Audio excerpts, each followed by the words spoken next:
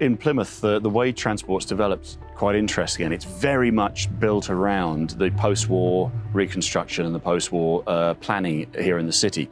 So Plymouth famously was bombed because it had Western Europe's biggest dockyard. The council brought in Sir Patrick Abercrombie after the war, who came up with a plan with a gentleman called Hugh Peyton Watson, and they came up with the Abercrombie plan for Plymouth, and it was based very much on a futuristic vision of large-scale North American-style blocks.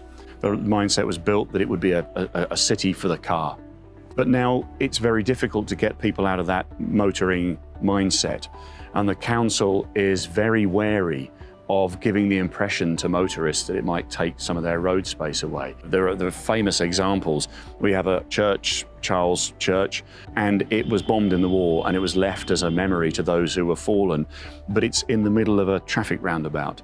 So not only is it completely useless in terms of public space and public realm, but also because it's just been fixed in the mind, and the whole roundabout has just been redone.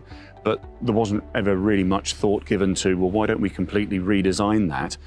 The die was kind of cast, and the path dependency in a city like this where there's all this road provision, it's difficult for the council to make that leap of faith to say, well, actually, we could repurpose some of that, make the bus travel better, make cycling provision better. When you have this kind of transport planning, it leads to particular behaviours. So car use in Plymouth is high. About 63–64% journeys for work made by car. So a lot of the employment is not in the city centre. You've got to the north of the city is the big hospital complex, to the west is a dockyard. It's difficult to attract people who do have cars onto public transport to go to those places, in part because the bus companies can't run a reliable enough service because they don't have enough bus priority within the city. We've got a fairly high proportion of people walk, about 14–15% people walk, but very, very low numbers cycling, 3%. I mean, that's close to the national average. There is some segregated cycle provision in the city. So up on the Hoe, we can see a bike lane which goes against the flow of the traffic. The historic part of town is called the Barbican. There is some pedestrian provision where we've got some cafes and things set up in front of the water there. But the main road through, South Side Street, if we were in France or in Germany, this would be pedestrianised, and there would be chairs and tables out, and everyone would be enjoying themselves. Now, it rains a bit in Plymouth, particularly in the winter, so that's not so practical all the time.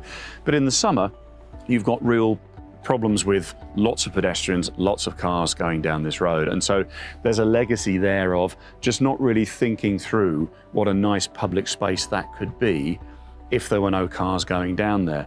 As you go out of the city in some of the major new residential developments, there's a big development called Sherford off to the east of the city. It was going to be developed along more sustainable principles, but the global financial crash happened, plans got scaled back.